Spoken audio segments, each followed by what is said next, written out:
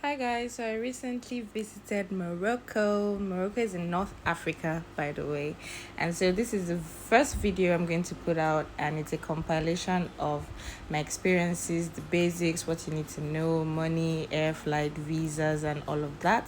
I hope you have a good time watching. Okay, so this will probably be the first video that goes out because in this video I'm going to be breaking it down to the basics. I'm currently in city 3 heading to city 4, but I realized that if I don't make this video here and now, it's all over for YouTube content. So those of you who have been saying, oh, put your content on YouTube, this is me listening to you. And I'm going to start off by talking about things like flights, currency, transportation, and all of those things. Basically just breaking down my experience here so far. And I took notes, so if you see me running to my laptop somewhere here where I took notes. So first of all, I came here on the Royal Air Maroc. I used the Royal Air Maroc airline to get here.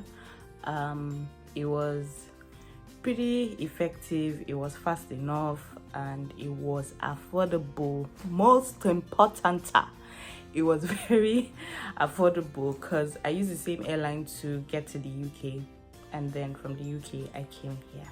Now second thing, visas and all of that. I don't know what the requirements are for non-UK visa holders, but because I have a valid UK visa, Morocco is one of the countries that you can just simply apply for an e-visa and you will get one online in less than 24 hours. I used a lady called Tanya to do all of that for me. I think you can do it on your own, but I would recommend that you use her as well, since she did mine. And I think it's about $100 if I remember correctly. It's about $100 or $150 thereabouts. So if you have a valid UK visa, Morocco is one of those countries that you can simply put in an e-visa application and you'd be able to get your Moroccan e-visa. I'll put up a picture of what the Moroccan e-visa looks like. How do you do that? Over there. Wherever there is going to be. So there's that about visa requirements.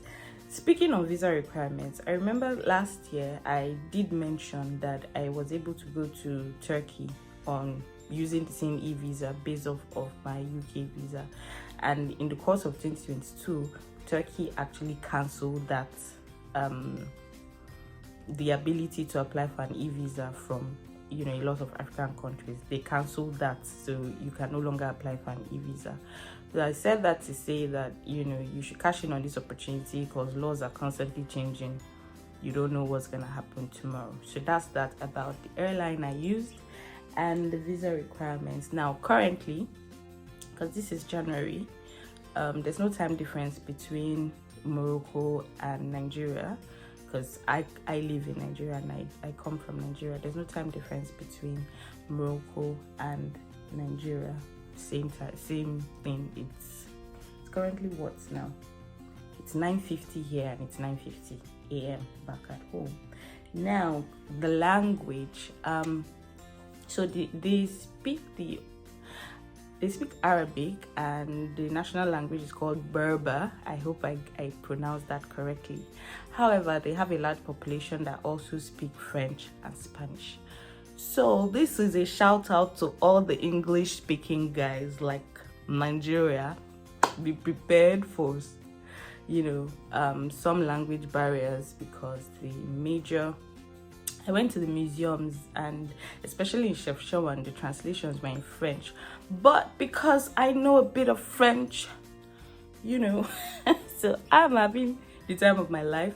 But just have it at the back of your mind that, English, you may not really find a lot of people who communicate in English. The national language is Berber. There's another one that I can't remember. I think they speak Arabic as well.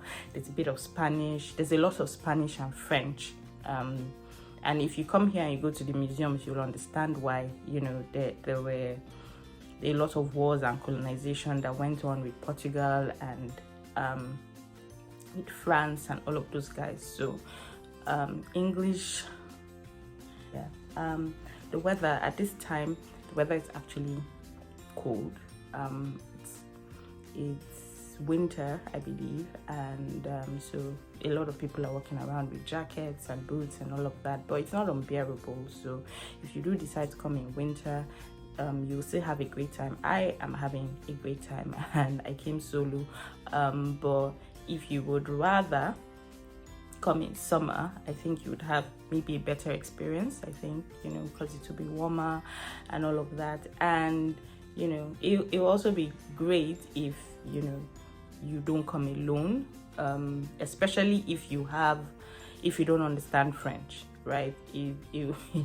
I want to believe that it will be more fun if there's someone else that doesn't understand with you, so that both of you can be silly, as opposed to being being here, if you get what I mean, being here and then not being able to communicate effectively and all of that. So come as a group, come with company. If you want, if you can come solo like me, I wouldn't personally care whether they could hear me, or like that wouldn't be a major deterrent, but up to you guys, up to you. What else?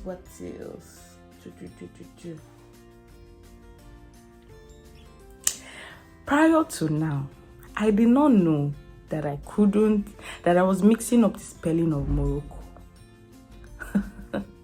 Imagine that with all my education, I always thought that Morocco had a double R, and Morocco only has a double C in its spelling. And that's really a revelation to me. I catch myself with my chest that I didn't know how to spell. My parents sent me to school and I couldn't spell Morocco properly. So I'm very delighted to announce that I can finally properly spell Morocco. Now, Morocco is situated in North Africa. It is in the African continent. However, it does have a lot of European and Middle Eastern cultural and historical influence. So if you are coming from, say, West Africa, you're gonna be shocked. There's so much of the European style, the European context, and Middle Eastern style, culture, context. Why am I saying context? Yeah, influences in Morocco. That's what I personally have noticed, and in my opinion, that's what I think, that the culture, their heritage, the different things that have shaped their culture are more European than African, in the African context of, say, East or West Africa, if you get what I mean. All right, so finally, the money, Julia. Okay, so this is what the Moroccan dirham, it's called the Moroccan dirham, the official, which one is official? The currency that is used in Morocco is called the Moroccan dirham. This is it. Yeah, this is a 200 dirham bill. Now, $100, depending on where you change it, sure. Yeah, so $100 would give you about, depending on where you change it. So I changed some money at the airport, and it was 914 dirham that was given to me. I changed some money in Morocco. Let me just sound that one. As much as possible, don't change your money at the airport. But again, how are you going to move from the airport? Except if you have a car that will pick you up. Sometimes you just can't escape it. But I changed some money at the airport for 914 dirham thereabout. I changed some money in Casablanca for 965, and in Tangier I changed the same $100. By change some money, I mean all the time $100, right? And I changed some money, another $100 bill in Tangier for 995. So imagine how much the airport is ripping you off. That extra 80 70 dirham is useful, comes in handy, can buy you lunch. Speaking of lunch, food is really cheap here. By cheap I mean with 50 to 100 dirham per day per meal, you should be fine, which is basically about 5 to 10 euros. So in a day with 20 euros, you're good with meals. What else? Now that I've spoken about the dollar, 9.95. Now the pounds as well. The Queen's pounds, or is it the king at the moment? The pound is gonna give you more than close to 1,003. 100 pounds. So I don't have 100 pound note, I have 20, but 100 pounds is gonna give you about 1,300 dirham. All hail the king and queen of England, because their currency is wow. Yeah, so this gives you over 1,000 of this. And for those of you at home, your darling naira, I don't have the new currency because I left before they printed it, but I'm going to use this as an example. So this, let's say this, right, 1,000 naira would give you, actually wrote it down, 1,000 naira would give you about 13 of their money. Now to break down what 13 means, there's no 10.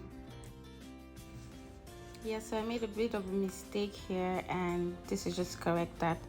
So there's no 10 dirham notes, but there are 10 and 5 dirham coins. So 13 would have given me a 10 dirham coin, which I didn't have at the time of this recording, and then the 1 dirham coins that you can see. Now, if you say you have 100,000 naira, you have 100,000 naira, you're gonna get 1,360 dirham. So basically, what the Queen can give you with 100 pounds is what 100,000 naira will give you. And you say you will not vote. I just had to chip that in. You better vote for your next government. All right. So I think that's that about that. They also make use of the coins, and trust me, like I showed you guys earlier, but let me show you again. This is what the coin looks like. Yeah, that's it. Every coin is useful. Every 1 dirham coin is useful,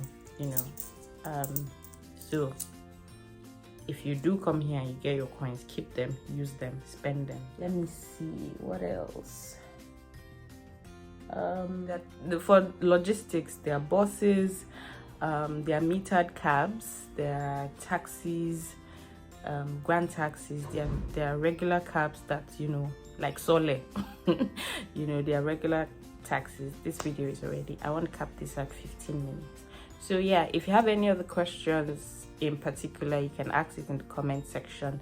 The landscape is beautiful, the people are welcoming. I'm having the absolute time of my life. Like I said, excuse me, I've been to 3 cities. Like I said, I've been to 3 cities. I'm going to the 4th one today. So this has been a very, very memorable experience, and I'm actually thinking that it's one of those places that I could actually come back to for another visit. So if you're thinking of coming to Morocco, Habibi, you come to Morocco. Peace.